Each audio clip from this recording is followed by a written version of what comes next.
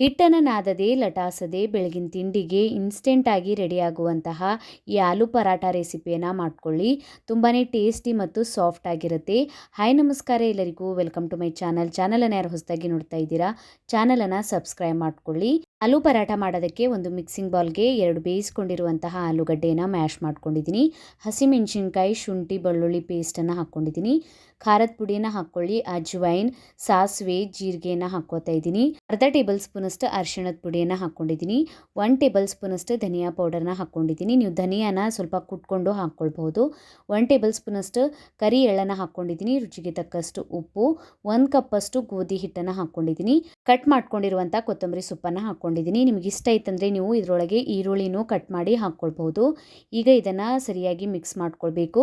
1 table ಸ್ಪೂನಷ್ಟು ಎಣ್ಣೆಯನ್ನು ಹಾಕ್ಕೊಳ್ಳಿ. ಆಮೇಲೆ ಸರಿಯಾಗಿ ಈ ಥರ ಮಿಕ್ಸ್ ಮಾಡ್ಕೊಳ್ಳಿ. ಈಗ ಸ್ವಲ್ಪ ನೀರನ್ನು ಸೇರಿಸ್ಕೋತಾ ಇದನ್ನು ಸರಿಯಾಗಿ ಮಿಕ್ಸ್ ಮಾಡ್ಕೊಳ್ಬೇಕು. ಈ ಹಿಟ್ಟನ್ನು ಕಲಸೋದಕ್ಕೆ ನಾನು ಅರ್ಧ ಕಪ್ಪಷ್ಟು ನೀರನ್ನು ತೊಗೊಂಡಿದ್ದೀನಿ.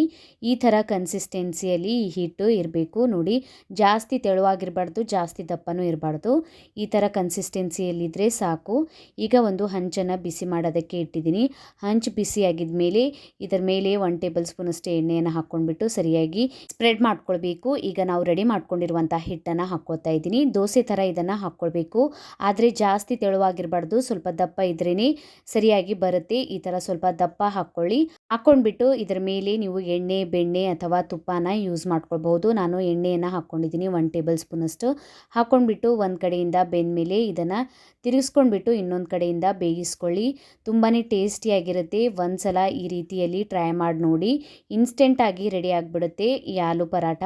ತುಂಬಾ ಸಾಫ್ಟ್ ಆಗಿರುತ್ತೆ ಈ ಪರಾಠ. ಇದನ್ನು ನೀವು ಮೊಸರು ಅಥವಾ ಉಪ್ಪಿನಕಾಯಿ ಜೊತೆ ತಿನ್ಕೊಳ್ಳಿ.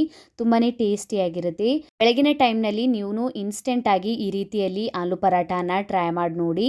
ಕಮೆಂಟ್ ಒಳಗೆ ತಿಳಿಸಿ ವಿಡಿಯೋ ಹೇಗೆ ಅನ್ನಿಸ್ತಂತ. ವಿಡಿಯೋ ಇಷ್ಟ ಆಗಿತ್ತಂದ್ರೆ ವಿಡಿಯೋಗೊಂದು ಲೈಕ್ ಮಾಡಿ, ಫ್ಯಾಮಿಲಿ ಮತ್ತು ಫ್ರೆಂಡ್ಸ್ ಜೊತೆ ಶೇರ್ ಮಾಡ್ಕೊಳ್ಳಿ. ಇದೇ ರೀತಿಯ ವೀಡಿಯೋಸನ್ನು ನೋಡೋಕೆ ಚಾನಲನ್ನು ಸಬ್ಸ್ಕ್ರೈಬ್ ಮಾಡ್ಕೊಳ್ಳಿ. ಬೆಲ್ ಐಕನನ್ನು ಪ್ರೆಸ್ ಮಾಡ್ಕೊಳ್ಳಿ. ನಾನು ಹಾಕಿದ ವೀಡಿಯೋಸ್ ನೋಟಿಫಿಕೇಷನ್ ನಿಮಗೆ ಸಿಗುತ್ತೆ. ನಂಗೆ ನೀವು ಇನ್ಸ್ಟಾಗ್ರಾಮ್ ಮತ್ತು ಫೇಸ್ಬುಕ್ ಪೇಜಿಗೂ ಫಾಲೋ ಮಾಡ್ಕೊಳ್ಬಹುದು.